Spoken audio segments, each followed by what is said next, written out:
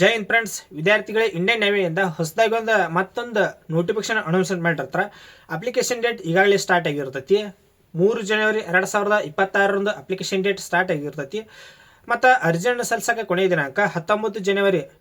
ಇಲ್ಲಿ ಕ್ಲಿಯರ್ ಆಗಿ ನೋಡ್ರಿ, 3ನೇ ತಾರೀಕಿನ ಅಪ್ಲಿಕೇಶನ್ ಡೇಟ್ ಸ್ಟಾರ್ಟ್ ಆಗಿರ್ತೈತಿ. ಈಗಾಗಲೇ ಇದು ಅಪ್ಲಿಕೇಶನ್ ಡೇಟ್ ಸ್ಟಾರ್ಟ್ ಆಗಿರ್ತೈತಿ ಮತ್ತು ಕೊನೆಯ ದಿನಾಂಕ 19ನೇ ತಾರೀಕು ಇದು ಲಾಸ್ಟ್ ಡೇಟ್. ಅಂದ್ರೆ ನಿಮ್ಗೆ ಟೈಮಿಂಗ್ ನೋಡ್ರಿ, ಕೇವಲ 17-18 ದಿನ ಅಷ್ಟೇ ಟೈಮಿಂಗ್ ಇದ್ದಿರ್ತೈತಿ.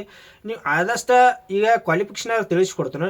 ನಿಮ್ದು ಏನಾರ ಕ್ವಾಲಿಫಿಕೇಶನ್ ಆಗಿತ್ತಂದ್ರೆ ಆದಷ್ಟು ಸ್ವಲ್ಪ ಜಲ್ದಿ ಇದಕ್ಕೆ ಅರ್ಜಿಯನ್ನು ಸಲ್ಲಿಸ್ರಿ. ನೀವು ಈಗ ಅಪ್ಲಿಕೇಶನ್ ಇದು 19ನೇ ತಾರೀಕು, ನೀವು ಈಗ 19ನೇ ತಾರೀಕು ಲಾಸ್ಟ್ ಡೇಟ್ ಐತಿ.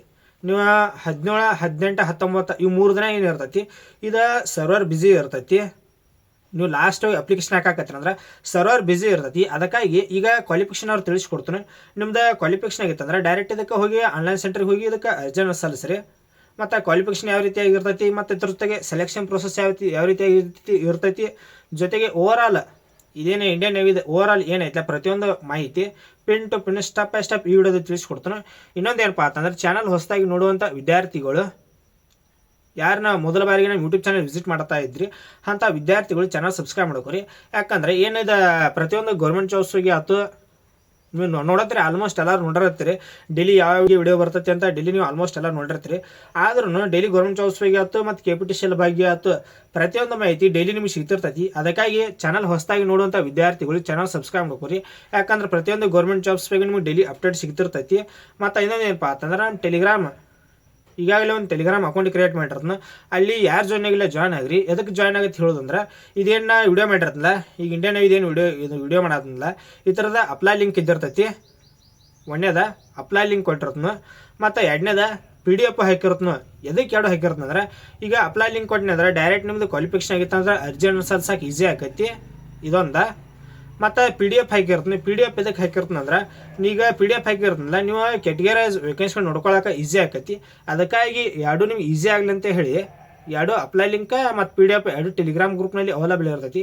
ಈಗ ಟೆಲಿಗ್ರಾಮ್ದಾಗ ಯಾರು ಜಾಯ್ನ್ ಆಗಿಲ್ಲ ಜಾಯ್ನ್ ಆಗಿರಿ. ಅದರ ಲಿಂಕ್ ಯೂಟ್ಯೂಬ್ ಚಾನಲ್ ಡಿಸ್ಕ್ರಿಪ್ಷನಲ್ಲಿ ಕೊಟ್ಟಿರ್ತೀನಿ, ಅಲ್ಲಿ ಹೋಗಿ ನೀವು ಜಾಯ್ನ್ ಆಗ್ಬೋದು. ಯಾಕಂದ್ರೆ ಅದರಲ್ಲೂ ಕೂಡ ಎಲ್ಲ ರೀತಿ ಮಾಹಿತಿ ಸಿಗ್ತಿರ್ತೈತಿ. ಇಲ್ಲಿ ಒಂದೊಂದಾಗಿ ನೋಡ್ತಾ ಹೋದ್ರೆ ಇದಕ್ಕೆ ಯಾವ ರೀತಿ ಕ್ವಾಲಿಫಿಕೇಶನ್ ಇರ್ತೈತಿ ಮತ್ತು ವಯಸ್ಸು ಮತ್ತು ಯಾವ ಪೋಸ್ಟ್ ಅದಾವು. ಇಲ್ಲಿ ನೋಡ್ರಿ, ಅಪ್ಲಿಕೇಶನ್ ಡೇಟ್ ಯಾವಾಗಿಂದ ಸ್ಟಾರ್ಟ್ ಆಗೈತೆ ಅಂದ್ರೆ 3 ಜನವರಿ 2026 ಅಪ್ಲಿಕೇಶನ್ ಡೇಟ್ ಸ್ಟಾರ್ಟ್ ಆಗಿರ್ತೈತಿ. ಈಗಾಗಲೇ ಇದು ಅಪ್ಲಿಕೇಶನ್ ಡೇಟ್ ಸ್ಟಾರ್ಟ್ ಆಗಿರ್ತೈತಿ.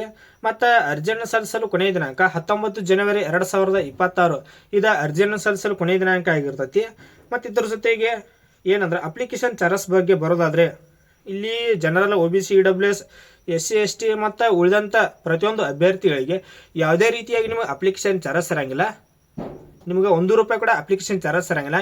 ನೀವು ಕೇವಲ ಈಗ ಆನ್ಲೈನ್ ಸೆಂಟರ್ದಾಗ ಅಪ್ಲಿಕೇಶನ್ ಹಾಕ್ತಾರಲ್ಲ ಅವ್ರಿಗಟ್ಟ ಪೇ ಮಾಡಬೇಕಾಕೈತಿ.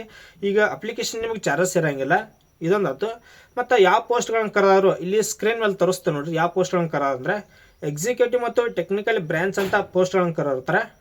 ಯಾವ ಪೋಸ್ಟ್ ಅಂದರೆ ಎಕ್ಸಿಕ್ಯೂಟಿವ್ ಮತ್ತು ಟೆಕ್ನಿಕಲ್ ಬ್ರಾಂಚ್ ಅಂತ ಟೋಟಲ್ ಆಗಿ 44 ವೇಕೆನ್ಸಿ. ಎಷ್ಟು ಅಂದರೆ ಟೋಟಲ್ ಆಗಿ 44 ವೇಕೆನ್ಸಿಗಳು. ನಿಮ್ಗೆ ಇನ್ನೊಂದು ಏನು ಕ್ಲಾರಿಫೈ ಮಾಡೋದಂದ್ರೆ, ಈಗ ಒಬ್ಬೊಬ್ಬರು ಮನೇಲೇನೋ ನೋಡಿರ್ತೀರಿ 44 ವೇಕೆನ್ಸಿ ಅಂತ ಹಾಕಿನೋ ಅದನ್ನ ನೋಡ್ಕೊಂಡ್ರೆ ಅವ್ರು ವಿಡಿಯೋ ನೋಡಂಗಿಲ್ಲ. ಇಲ್ಲ ಇದು ಏನೋ ಪೋಸ್ಟ್ ಕಡಿಮೆ ಅದಾವೆ, ಇದಕ್ಕೆ ನಾವು ಸೆಲೆಕ್ಟ್ ಆಗಿ ಹಾಕಿವು ಹಿಂಗೆ ಅನ್ಕೋತಾನೆ ಬಿಡ್ತಿರ್ತೀರಿ. ಹಿಂಗೆ ಮಾಡೋದು ಬಿಡಬೇಡ್ರಿ. ಈಗ 44 ಪೋಸ್ಟ್ ಅದಾವ ಅಂಥೇಳಿ ಅಪ್ಲಿಕೇಶನ್ ಹಾಕೋದು ಬಿಡಬೇಡ್ರಿ. ಎಲ್ಲರೂ ಅದಕ್ಕೆ ಅಪ್ಲಿಕೇಶನ್ ಹಾಕ್ರಿ. ಯಾಕಂದ್ರೆ ಈಗ ಕಡಿಮೆ ಅದಾವ ಅಂತ ಹೇಳಿ ಒಮ್ಮೆ ಹಿಂಗೆ ತಿಳ್ಕೊಂಡ್ರೆ ಅಪ್ಲಿಕೇಶನ್ ಹಾಕಂಗಿಲ್ಲ ಒಂದಿಷ್ಟು ಮಂದಿ ವಿದ್ಯಾರ್ಥಿಗಳು. ಇಲ್ಲೇ ನಿಮ್ಗೆ ಇಫೆಕ್ಟ್ ಆಕೈತಿ.